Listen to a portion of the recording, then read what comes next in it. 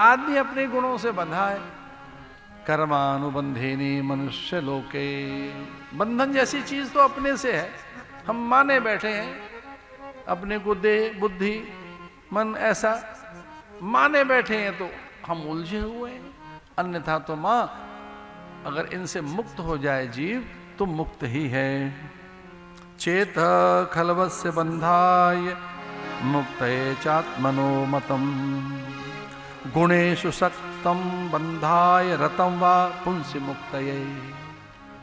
मां कह लेंगे, अरे बेटा उपदेश दे मुझे, सबसे पहले क्या करूं मैं, जीव को क्या करना चाहिए। अब देखो गुरु के उपदेश हैं, ध्यान से सुनना।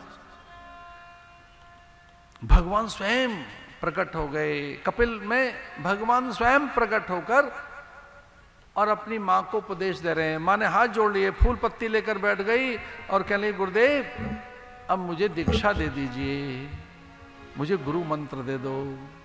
अब गुरुदेव क्या कह रहे हैं, तितिक्षवः कारुणिका सुहृदय सर्वदेहिनाम, अजात शत्रवः शान्तः साधवः साधुभूषणम। तितिक्षवः कारुणिका सुहृदय सर्वदेहिनाम। अरे मां, साधुओं का संकर सबसे बड़ा उपदेश क्या है, सत्संगति। सत्संगत्वेन निस्संगत्वम, निस्संगत्वे निर्मोहत्वम, निर्मोहत्वे निश्चल तत्वम, निश्चल तत्वे जीवन मुक्ति। तो क्या करना चाहिए, पहला साधन क्या है, महात्माओं की संगति। तितिक्षवः कारुणिकः सुहृदय सर्वदेहिनाम। ऐसे महात्माओं का संग करो जो तितिक्षु हो। तितिक्षवः कारुणिकः, करुणा, बुद्ध में करुणा देखिए, भगवान महावीर स्वामी में करुणा, आदिनाथ भगवान ऋषभ देव में करुणा, करुणा भगवान शंकराचार्य में, वल्लभाचार्य में, निम्बार्काचार्य में, भगवान के ये जो भी आचार्य आए, दरियाब स्वामी, करुणा, करुणा मूर्ति। आगे क्या कहते हैं, शांता साधवा कुलभूषणम साधुभूषणम, सुहृदय, द्वेष रहित जो हो, अद्वेष्टा सर्वभूतानां मैत्र करुण एवच, निर्ममो निरहंकार, जो सुख दुख में शांत रहते हैं। ऐसे महात्माओं का संग करना चाहिए। मदाश्रया कथा मृष्टा शृण्वन्ति कथयन्ति च,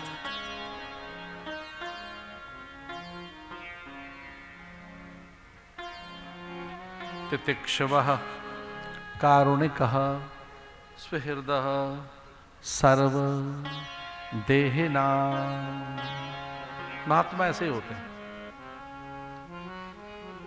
सबके लिए बराबर रहते हैं वो।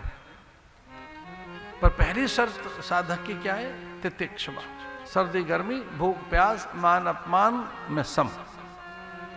तो ऐसे जो समता मूर्ति हैं, ऐसे महात्मा जो ब्रह्म के आनंद में रहते हैं, ऐसे महात्मा, उनका संग करना चाहिए।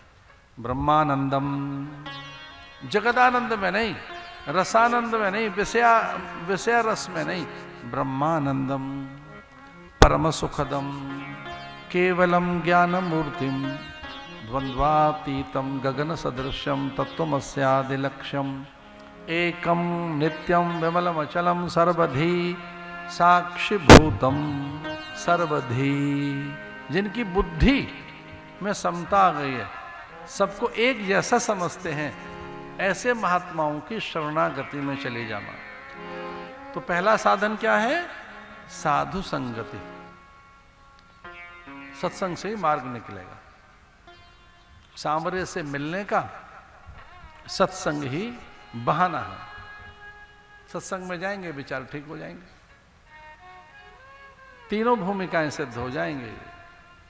त्रय भूमिका कौन कौन सी, अगर आप उपासक हैं तो उपासना विधि सीख लोगे, कर्म योगी हो तो निष्काम कर्म में निष्णात हो जाओगे, और आप ज्ञानी हैं तो वेदांत का बोध हो जाएगा, वेदांत का बोध। इसलिए सत्संग में सबकी भूमिकाएं अपने आप प्रकट होने लगती हैं, और कई बार तो हमको पता ही नहीं लगता। कई साधकों को तो पता ही नहीं होता उनका सिद्धांत क्या है। बड़े भोले भाले हमने साधक देखे, उन्हें अपने सिद्धांत का ही नहीं पता, उन्हें अपनी साधना की रीति नीति का ही नहीं पता। वो यही नहीं जानते कि किस प्रकार से पाठ किए जाएं, उपासना की जाए, किस क्रम से कैसे चलें, उन्हें क्रम का ज्ञान ही नहीं होता। अगर आप भक्त हैं तो आपके इष्ट की उपासना कैसे करें? कर्मयोगी हैं तो किस प्रकार से बंधन मुक्त होकर लक्षोन्मुक्त रहें? आप ज्ञानी हैं तो किस प्रकार से आप पंचदशी अथवा तो जो बड़े अद्भुत ग्रंथ हैं जैसे ये प्रस्थानत्रय, गीता, ब्रह्मसूत्र, उपनिषद, अगर ये तीनों श्रवण कर लिया जाए तो आपकी भूमिका सिद्ध हो जाएगी। आपको पता लग जाएगा कि किस तरह से साधन करना चाहिए। जब तक ये सुनोगे नहीं, एक निवेदन कर रहा था, कथा पढ़ी नहीं जाती, सुनी जाती। कथाएं पढ़ी नहीं जाती, कथा सुनी जाती है। प्रवचन पढ़े नहीं जाते, सुने जाते हैं।